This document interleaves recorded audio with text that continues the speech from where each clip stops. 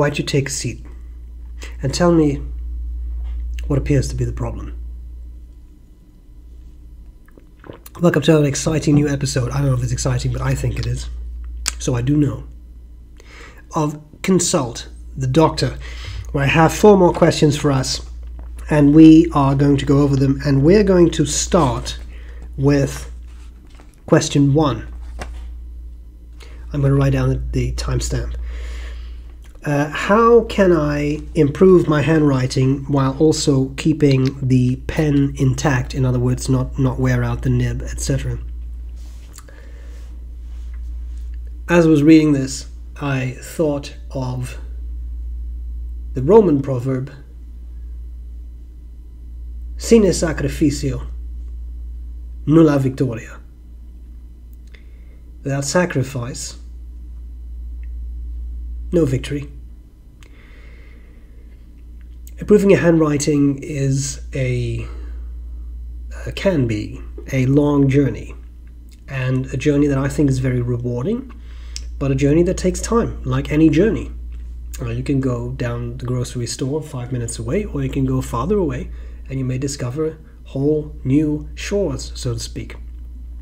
I've dedicated an entire video to how to improve your handwriting with fountain pens, and I believe that actually remains my most popular video, which has hundreds of thousands of views, which is insane to me because that's not what my videos typically get, even though they are, of course, outstanding. Anyway, having said that, you can watch that video for more suggestions, but to very briefly summarize what I said in that video is practice. You need to practice. You don't improve your handwriting without elbow grease. It's that simple. It won't happen overnight. And one thing that I particularly warn people against, because this comes up quite a lot, people ask me about this quite a lot, is do not expect that buying a fancier pen is going to improve your handwriting, because it won't. It won't. You can buy a flex nib, write a pen with a flex nib, but then you cannot just write copperplate simply because you have that tool. It's a skill, a motor skill that you need to learn by doing it again and again and again. And there are different things you can do. For me, something that helped was take up calligraphy. I'm by no means a great calligrapher at all, but I find it enjoyable, and it has forced me to study letter shapes. And the reality is, right now, I'm happy with my handwriting. I've been doing these videos for a while, but 12, 13 years ago, I was not happy with my handwriting. I didn't like it. It was also an odd mix of cursive and block print. It was strange, hard to describe. I didn't like it. So I started to put in the effort. And my initial cursive, which I had learned back in school, my cursive was terrible. It was very bad. Right now, I like my handwriting. I know it's not perfect, and I know that there are many ways to improve it. I also know that there are people with infinitely nicer handwriting online. It's that simple. But I like my handwriting. But to get there, that was a couple of years of work. But even just half a year in, I was starting to see improvements. And that's very rewarding. If you're able to work on your handwriting, to take that time, you will see that improvement. And that improvement is very rewarding. And we know, hashtag psychology, that those things that are rewarding to us, we want to do again. Right? Reinforcement, operant conditioning. So that, I think, is something that's very important. You have to do it. Now, you don't really have to worry too much about a pen nib wearing out. Will it wear out? It will. But to be honest, I don't think it's going to be in your lifetime. The tipping material used in nibs is really quite hard. So unless you have a very, very cheap pen, which just has, say, a folded bit of steel at the end, which some nibs do, it might wear out. But even that's pretty hard. So I wouldn't worry too much about it. The pen is meant to be used. And if it's a reasonable pen, then you can do that. And of course, you could also just use a pencil and wear it out, right?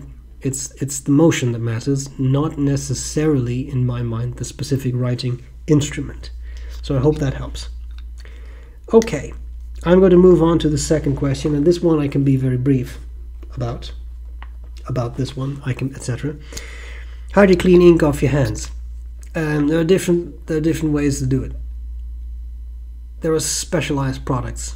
Amodex comes to mind, and I once reviewed a product years ago, because I got that in DC at the pen show when I was there in 2012, so it must have been around that time, 2012, 2013. They're called Inknix. I don't even know if they still... No, Inknix, that was another product. What was that stuff called? I don't even remember. It was something with an R. I just don't remember. In other words, there are specialized products, and if you Google products to clean ink, then you will find those products. And they work pretty well. That stuff I had, I want to say Reduran. Reduran. I want to say that's what it was called. Anyway, there was a type of, it came in a tube, and you would just squeeze it and had kind of a texture, and you just rub it, and then I forget the exact thing, but I show it off in that video, and your hands would be really pretty clean. Another suggestion that one of my MD friends made at some point is rubbing alcohol, because he works in a hospital where there's a lot of rubbing alcohol now. These days, COVID times, there's rubbing alcohol everywhere. But back in the day, that was not the case. But in hospitals, of course, it would be. And he would just put rubbing alcohol on, and that worked too. I found that warmer water with a bit of soap works pretty well too. And the reality is you're going to have some ink stains on your hands. Today I'm relatively clean, but I have a little bit there. I don't know if you can see it, a little bit of turquoise. Yeah, this is the way fountain pens work. And if that is not really for you, I'm not saying this was the case for the person who asked the question, but if it's really not for you, and let's be fair, there are specific professions where you simply cannot show up to, say, a client with ink all over your hands. You may have to stick to a ballpoint or a pencil. That's just the harsh reality. I think for many of us it's probably okay. Yeah, and some people also kind of wear it as a badge of honor. Like, I'm a fountain pen user, this is just the way I am. And that may or may not work for you, but I'm just saying, I'm not particularly bothered by it. Typically what I notice is that, I had this yesterday, for example. I had a rollerball with fountain pen ink, and it was leaking. I had turquoise ink all over my hands. That was last night. This morning I took a shower, and after that it was all gone. So a bit of hot water with some soap, and it's really not that bad. Oh. Now here, I believe, is another question that we need to address, because I received a lot of disturbed emails about Tomoe River. Tomoe River, so a coated Japanese paper, people love it a lot, and all of a sudden there's been this rumor online about that paper no longer being in production. The company that made it moved it from one machine to another machine, and there was something about that machine being retired or something, and that somehow was interpreted as this paper is no longer going to be made. And then people were like,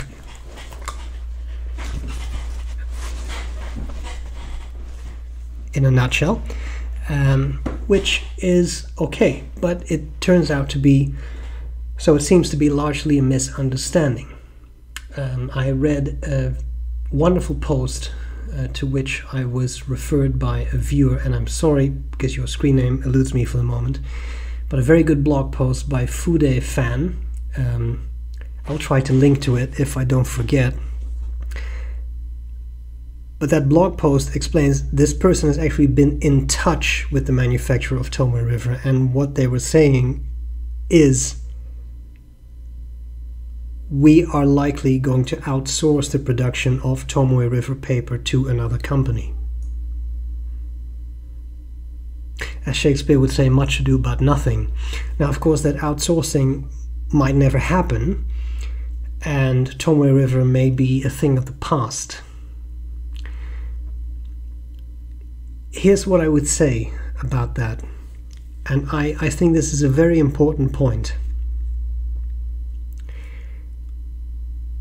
You have to understand that anything in this universe is not forever.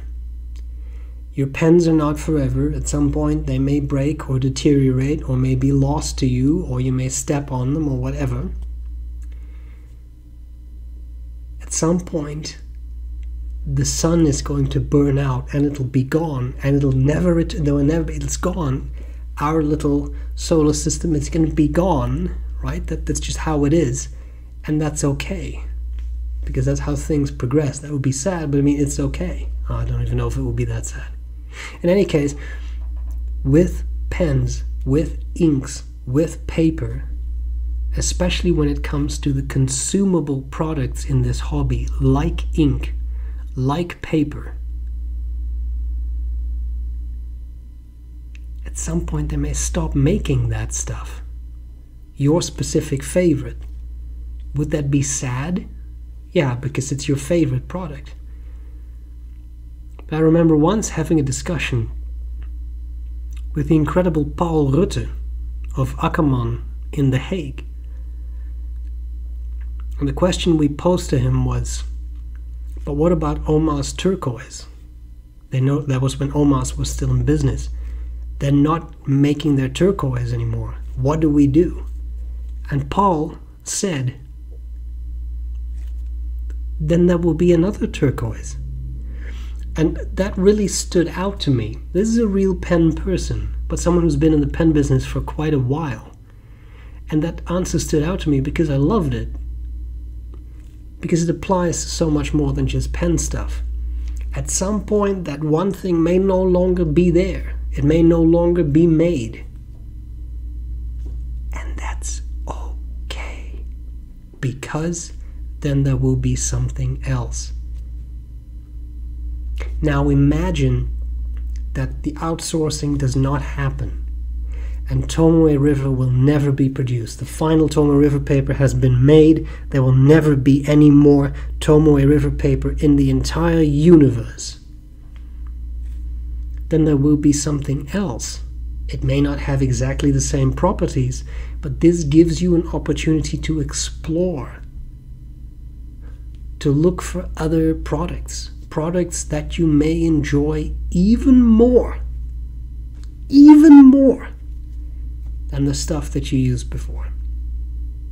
And to many people, Tomoe River was the ideal paper. I like it too. I didn't like it at first, but I've come to appreciate it. And if Tomoe River disappears and will never be made again, I won't lose a second of sleep about it, because I'll find something else. There will be something else. So let's all hope that Tomoe River production will be outsourced. But if it does not, then we get to explore whole new types of paper. Maybe even other Japanese paper that we had never heard of before. The gap will be filled somehow.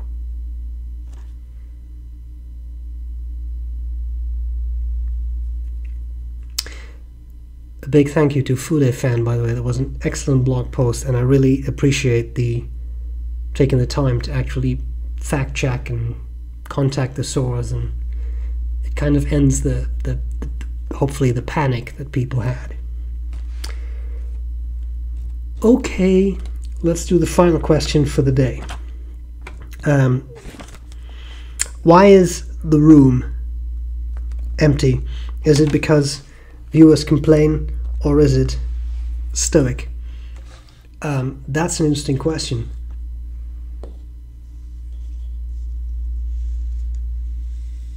Madness? This is Sparta. No, the room is empty for a couple of reasons, and there is a certain level of, I'm going to coin the word Spartanity to it. Maybe Spartanus is a better word, but I like Spartanity better. Look, I am a bit of a minimalist. That is true. I don't like to have every inch of every space filled with items. That's true. And in a way that is stoic. It's not because people complain. No, sometimes I joke about that, but I mean, yeah, I know that the walls are all empty here. There is a whiteboard there, which I sometimes use for teaching. Because remember, like online stuff, etc. But there is a very pragmatic reason. And I sometimes find it interesting that when I do pen reviews, viewers seem to be focused on everything but the pen that I'm talking about, and they're exploring the make and model of my glasses or my haircut or the walls. In my mind, when I hold up a pen, then that should be the focus, but that's just me. The pragmatic reason for the walls being empty is that I live in an apartment building where I'm not allowed to put anything on the walls. Period. So that's why the walls are empty. There is a calendar right there with microscopic images from Zeiss. Zeiss, isn't it? Carl Zeiss, it's German. Anyway, that's there. You can't see it because I block it, but it's there.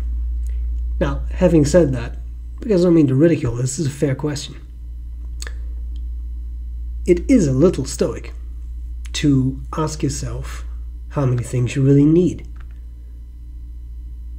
And I want to say it was Seneca, and I'm also paraphrasing, so this is loosely verbatim because I don't remember the exact quote, but it's something along the lines of a rich person, or something like being rich is not determined by what you have, but by what you don't desire to have, right? If you can teach yourself to not desire to want all kinds of things, then you are rich, because you don't want all kinds of stuff. And that matters to me. So, to be fair, yes, that is a bit of a part of all this as well. But how much more interesting sometimes are the things that you can't see? There is a little bookshelf there. There's a model of a brain on there. There is an excellent book with all the pictures of Santiago Ramon y Cajal in there, who did a lot of really interesting neuroscientific work through the microscope. There is the Bible in My Field, Principles of Neuroscience by Kandel, Schwartz, Jessel, Siegelbaum, and Hutspeth in there, but you can't see that. So now that you know that that's there, and you're never going to see it, now ask yourself, what else could be here? Hashtag Spartanity.